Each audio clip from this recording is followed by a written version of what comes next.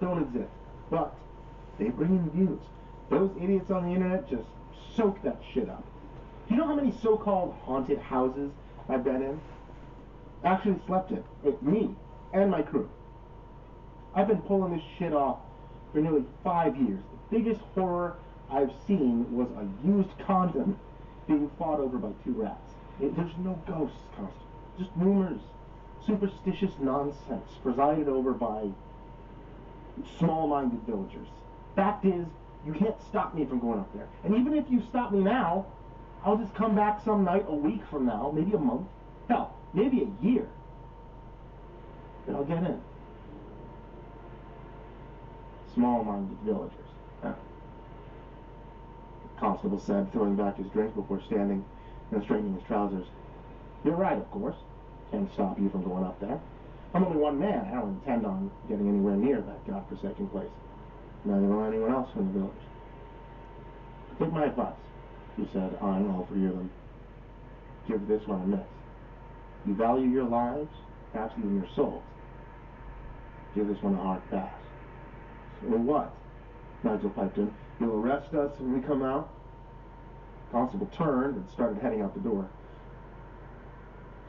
Come out? He laughed over his shoulder. Who says you're coming out? With that portent of doom hanging between them, he exited the scene. Did you get all that? David said, turning to Jenny. Sure. She grinned, taking her cell phone from out of her jacket pocket. Audio only, but I got it. Great. He grinned back at her.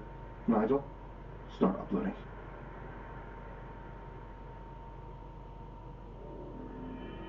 Late in the afternoon, they sorted their gear and drove up to Beach Road, where the Van Draven house was located. Nigel carried the recording equipment and lights, while Jenny and David got lumbered with the camping gear. Look at that, Jenny said, as they walked down the abandoned street. Just like on Google Maps. Every one of those houses is empty. You know how much a house in Cornwall with views like that goes for? She said, nodding towards the sea. I mean, the entire road's on a cliff. Look at the views. It goes on for miles. You can almost see the curvature of the earth. Huh, not a flat earther, huh? David grinned. God killed his wife on this road. David piped in. Skinned her alive, stitched her skin to a dressmaker's dummy. Guess that and the old house pretty much cleared people out of here. It sure is spooky, though. And those empty houses, he said, walking past yet another dilapidated for sale sign. Constable stories got you quaking in your boots. David laughed. Not me, Nigel replied somewhat waspishly. But I don't see the reason we have to stay the night. Goddamn spiders and mice and the shutters. Don't worry, Nige, Jenny said, throwing a stiff elbow into his ribs. I'll protect you. Well, David said, coming to a sudden stop. Here it is. Van Draven house. The house itself was set a little ways back from the rest of the house. A kind of mini mansion set in its own grounds, with rearing stone walls now falling into despair and covered with clinging ivy. The main gate was black iron, rusting hinges starting to sag. The house itself was in the same poor condition, its roof sagging, stone walls starting to crumble. The many windows looked out at them with a kind of greedy indifference, and David began to feel almost smothered in its shadow. For a place that's supposed to be off limits, sure as hell ain't done much about it, Jenny said, looking around. No chains on the gate, no boarded up windows, not even a no trespassing sign. Not anywhere. Remember what the constable said, Nigel replied. But nobody from the village ever coming up here? Guess they don't even have the stones to board up the place. Like some kind of mass hypnosis. Hysteria, David said, turning to the other two. Hell, we could be doing the village a favor by spending the night here and proving, once and for all, it's only an old house. Nothing to be afraid of. Sure, Jenny said, squeezing between the rusting gates. Bet they'll throw us a parade and everything. That would be great, David grinned, following after her. Maybe even get our faces on the cover of the Cornish Times or whatever shit splat these yokels read. If they can read, Nigel said, passing through the equipment before joining the other two in the leaf-strewn courtyard. But look at these. David said, crossing over to the tall wooden doors and bending down. Those lions? Jenny asked, squatting down beside him. Yeah, look. There's the crest of the Van Ravens. See a clipper ship riding the crest of a wave, and above it, this great eagle carrying a struggling fish. Talk about delusions of grandeur, Nigel said, looking up at the sky. We better get inside, set up before it gets full dark. They set up in a large dining room. The part of the house had been renovated by one of the more recent owners. The floors were smooth, hard wood, the walls replastered. Even these fresher works were now starting to show signs of decay. The rest of the house, however, was like something straight out of a Hammer House horror flick. All peeling plasters, sagging timbers. Even with the windows mostly intact, the house was cold, perhaps colder than it should be. The air stank of rot, age, and bad dreams. Once they were seated, they took a tour around the house. David did his bit, explaining the history of the house for the viewers, while Nigel followed with the camera, Jenny behind him, fussing about the lighting. It was an old routine for them. First, they told the spooky story, the sun setting ominously through the windows. Then they would catch a few hours' sleep and do a live stream in the wee hours of the morning, exiting the house with the coming dawn. It was all very symbolic, and the viewers ate it all up. After they were finished, they went back to the dining room, ate a few snacks, and drank tea from a flask. Nigel smoked one of his many cigarettes while David and Jenny complained and pretended to choke. All that hype, David said, climbing into his sleeping bag. Not a thing. Not even a ghostly moan, rattling of chains. You sound so disappointed, Jenny said, doing the same. David ignored her and nodded over to Nigel, who was already sound asleep. I guess the mice won't be bothering him any. Haven't seen so much as a single spider. But David said nothing, his breathing already starting to become heavy and deep.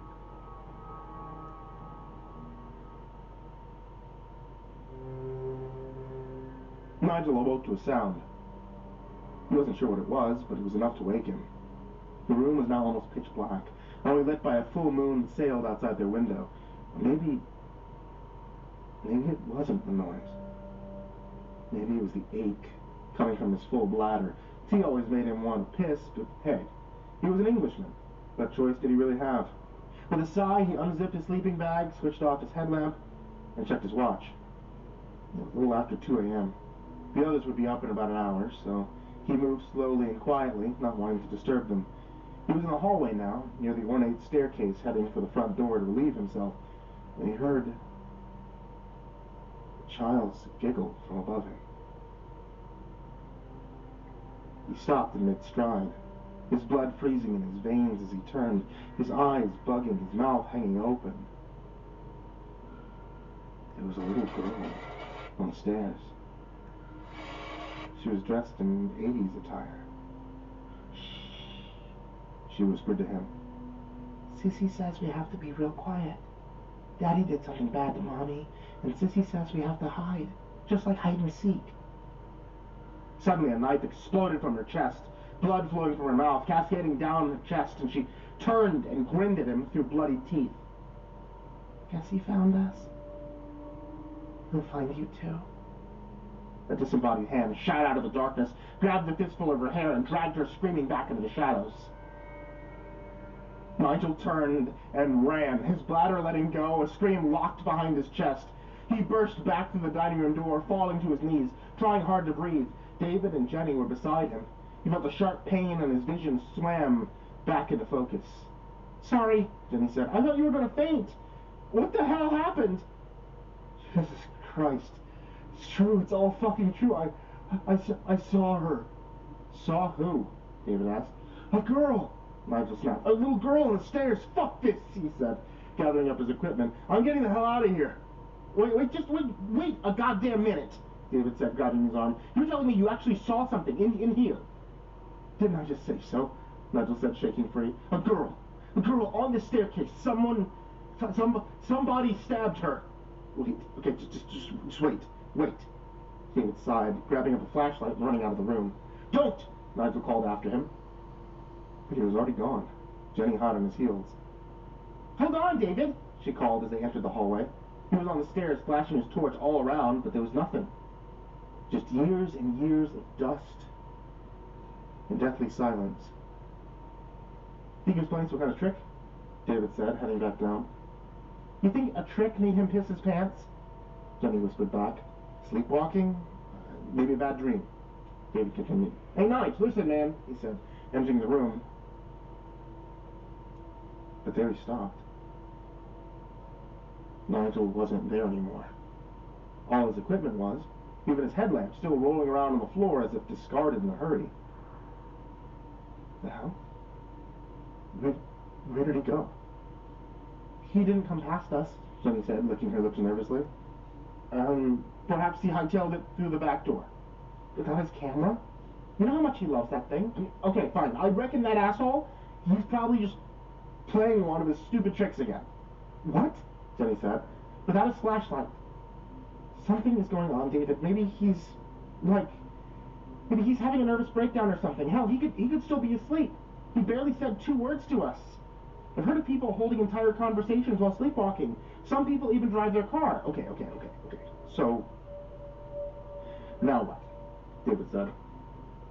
What now? Now we find him and we get the hell out of this place. This feels all wrong to me. It's like the place suddenly woke up or something. Okay, look, don't get all freaked out on me. David said, let's go find him. Grabbing up his flashlight and shrugging into Nigel's discarded jacket, he went into the hall, Jenny hot on his heels. Take the kitchen, okay? I'll take the study and the library. Meet me back here in 5 minutes, okay? What, are you out of your mind? You know what happens in all those horror movies when people split up? Jenny said, clawing at his arm. This isn't a horror story on a stupid YouTube channel, Jenny. David snapped. The quicker we find him, the quicker we can get out of here, okay? Now, go look. That said, he stomped off, shouting Nigel's name. Asshole, Jenny muttered, heading towards the back of the house. Nigel, she whispered, her breath steaming the night air, her hand picking up a slight tremble. She was in a large pantry now that led into the kitchen. Her flashlight picked up a rusty-looking sink, fat droplets of muck-colored water plinking into its chipped, sagging surface. A huge chopping block sat in the middle of the room, gauged and splintered, and tall, rusting shelves with bulging canned goods formed disorienting shadows on her torch. Suddenly, the door behind her slammed shut. She screamed and spun around, hammering on the door, calling David's name. Elizabeth, a voice floated out of the darkness. Is that you, my love? Jenny turned around slowly, as if in a dream. There was a woman, mostly obscured by darkness, only her face was clearly visible. She was beautiful, her skin the color of sweet caramel, her voice musical with a hint of the island. Where have you been, my darling? She beckoned towards Jenny with one smooth, rounded arm. Come to me, my love. Let us embrace as we did before. Jenny actually found herself taking a small step forward. The woman was so beautiful, her voice enchanting. Realizing what she was doing, she shook herself and pushed her hard back against the door. The woman frowned and stepped more fully into the light. That's when Jenny began to scream. David spun about. For a moment he thought he heard something, but it sounded far away, as if coming from some long-distant tunnel. Jesus Christ, Nigel, where the fuck are you? He said, shining his flashlight over the dusty study, illuminating many torn and tattered books. His flashlight passed over an old ornate desk, but then suddenly flickered back. There was a man sitting there, his clothes ancient and tattered. Lucas, David gasped, all the air leaving his body, his bowels getting hot and heavy as he began to shake uncontrollably. You have to burn it, the apparition beseeched. They're trapped here. It feeds off us. So many of us now. Burn it. The apparition's eyes widened. We must go. It's coming. Suddenly, Lucas Van Draven screamed. His body broke out in weeping sores as he began to rot. He was crawling over the desk now, grinning through blackened teeth. Yes, I defeat, it leered, and I will have you, just like I have your friend. You will know an eternity of torment, locked behind these walls. It was reaching for him now, its skeletal fingers scraping across his jacket, breaking his paralysis. He fled from the room, with great clumsy strides, bursting into the hallway where Nigel and Jenny awaited him. "We have to leave, now!" he screamed at them, trying to look everywhere at once. When they didn't move, he trained the flashlight more fully upon them. Nigel grinned at him through the shattered remains of his face. "Still don't believe in ghosts, David. Why don't you stay a while? There's so much more to see." "That's right," Jenny giggled from beside him, her head dangling at an obscene angle. "It's so beautifully dark here, David. We can be together forever." Suddenly she snarled and lunged for him. He turned to run but got tangled in his own feet. With a cry, he fell backwards right out of the front door and scrambled away as a multitude of grasping hands grabbed at his feet desperately, trying to drag him back inside. Turning, he fled, sure that he was being pursued by some unknown terror. As he lunged through the gate and into the street, he didn't look back, but leapt into the van, slamming the door and locking it tight behind him. Only then did he look. But there was nothing. Only an old house, dilapidated and falling into ruin. He grabbed the key and started up the engine, but then stopped. "You have to burn it," a voice whispered through the recess of his mind. "For the love of God, burn it down." His fear was being replaced now by a smoldering rage. "Fucking house," he snarled. "God-cursed fucking house."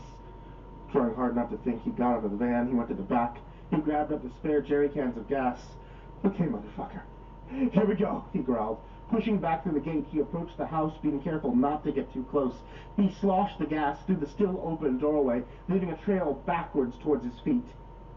Thankfully, he was still wearing Nigel's jacket and came up with a Zippo lighter emblazoned with a soaring eagle on its side. "Okay, you son of a bitch," he grinned, flicking open the lighter. "Time to die." That said, he threw the burning flame onto the ground, igniting the gas that roared towards the house. But just as it was about to hit the doorway, it stopped. Defying the laws of physics, the flame suddenly turned and raced back towards him. With a cry, David turned to flee, but it was already too late. The fallen gas can at his side exploded, consuming him in a shower of searing flames. He began to dance and scream as his hair caught fire, and his skin began to melt. The last thing that David Bennett ever saw was the Van Draven house looming above him. The windows filled with smiling faces as they watched him burn. Inside the house, all was quiet. Spiders spun their webs. Mice ran through the decaying walls. A grandfather clock ticked softly. And the house waited and waited and waited. Outside, the crest of Van Draven blazed like a beacon of madness in the soft moonlight.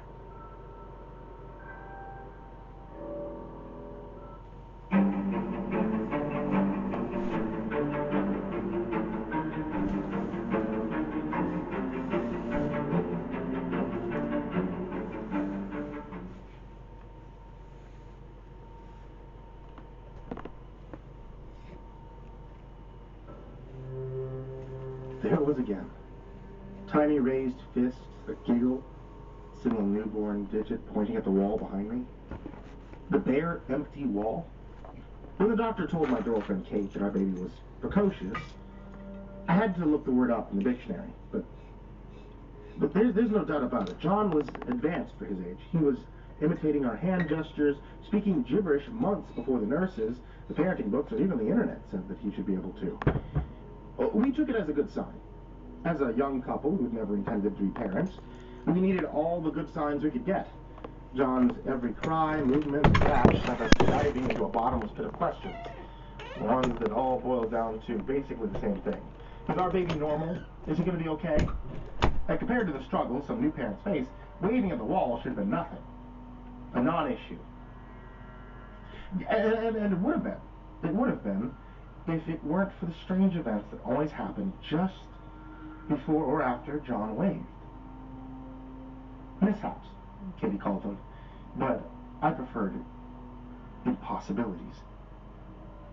How else should I describe a lamp that flings itself across a room, only to shatter against the wall? A Christmas tree that spontaneously catches fire?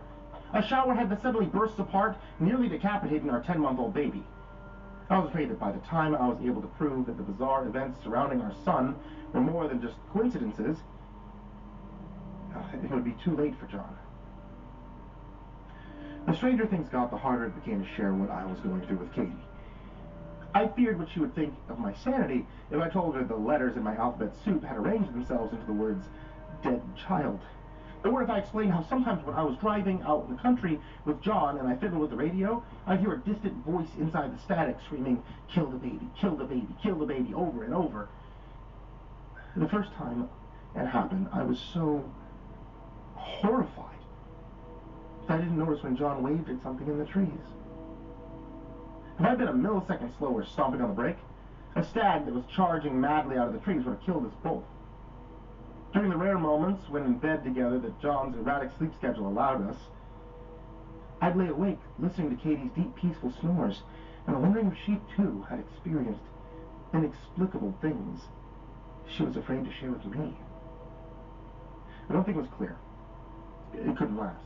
The secrets and constant tension filled our house like a toxic cloud, threatening to destroy our relationship and even jeopardize our ability to care for John.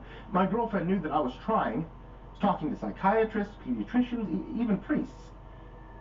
What Katie didn't know, however, was that I was also considering the services of a psychic. Oddly enough, it was the priest who put me in touch with her. You must understand, Father Keene explained, that we churchmen are all like any other specialized profession. Just as a plumber specializes in pipes, or a carpenter in woodwork, we specialize in bringing souls closer to God. He hesitated then, rubbing the stubble on his jaw like he was having second thoughts about what he would want to tell me. However, there are other professionals with other specializations. I heard the dry swallow in his throat while he scribbled a phone number on the back of a business card and handed it to me. Elsie Knott, medium, channeler, exorcist, walk-ins only. The only psychics that I'd ever heard of were late-night TV figures with jangly fake jewelry who promised their gullible supporters everything from lottery winnings to a cure for erectile dysfunction. I knew Katie wouldn't approve, but I was at the end of my rope. In fact, in our drive back from my meeting with the priest, John had started pointing and gibbering excitedly at something outside the car, something that only he could see. I gripped the wheel with white knuckles, felt a familiar sense of doom tighten my chest, if I could barely breathe. What was about to happen? I only heard a pop when our right front tire burst, sending us careening to the next lane. Only quick thinking from a semi-truck driver saved us both from a gruesome death. It had to stop. As soon as I attached the spare, I plugged the address from the psychic's office into my GPS. 40 minutes later, we were still driving through the pine trees. Elsie Knott's home office turned out to be a trailer in a forest at the end of a gravel road. Christmas lights and charms swung cheerfully from its redwood deck, and an enormous garden grew around the remnants of a rusted-out VW Bug. A dead ring of what I assumed was salted earth circled the property. John giggled and waved at something the moment we got out of the car. My blood ran cold. There were only a few white chickens who'd come clucking over to greet us. I listened to the drone of the cicadas and wondered what the hell I was doing here. Are you going to stand out there staring all day, or come up and say hi? Elsie leaned on the screen door with a tiny fist on her hip. Her short stature, fiery red pixie cut, and floral print dress gave her the look of an angry red-headed Tinkerbell. Face to face with the exorcist, it was clear that she was still a teenager. Elsie Knott was barely as tall as my shoulder, a sickly crimson stain over her apron. I got strawberry jam cooking, so we gotta be snappy about this. Inside Elsie's trailer, all the lamps had tassels, Portraits of Jesus, Elvis, and Johnny Cash lined the walls. A cat clock ticked away the time above the dusty TV, showing reruns of Magnum P.I., and the only deliverance from the sweltering summer heat came from a fly-taped box fan, wheezing away beneath the polyester curtains. "This is my grandma's place," she explained. "Keeping it this way makes me feel closer to her. She was the longest-lived one of us I'd ever heard of. Made it to 99. They got her while she was gathering mushrooms in the woods out back. Crucifix slipped off of her neck." Elsie swept a pile of magazines off the coffee table, grabbed John out of my surprised hands, and began to flip him around like a slab of bacon. She looked in his eyes, ears, nose, and throat. Off came his onesie and his diaper. "Kid's got a rash, hang on." Elsie came back from the kitchen with a cloth and a jar of something that smelled like a spoiled cider. "Apple cider vinegar and aloe vera, twice a day." She buttoned my giggling son back up inside his onesie and handed him back to me. That's it?" I gaped. "What about the way he sees stuff that ain't there?" Ellie plopped herself on the huge recliner across from me and crossed her bare feet. "Ain't nothing you can do about that. Kid's one of us. Try to protect him like my grandma did for me. You don't seem as smart as Grandma, though. Kid probably won't make it past 5, but hey, you can try, right? Protect him from what? Look, the roof needs fixing, and I got jam on the stove. You want any more of my time, you gotta have to pay for it." She brought a bright red nail to her lips. 20 ought to do it." Elsie stopped the crumpled bill that I handed her into her apron, and I followed her to the kitchen, where she carried on with her canning while she talked. "Well, for just about all of human history, we've had mediums, channelers, shamans, people affected by things that nobody else can see. Nowadays, there ain't hardly any of us. Now, why do you think that is?" Modern science," I began. "It's because they killed us all, that's why." Elsie kissed me back to her head. "Look,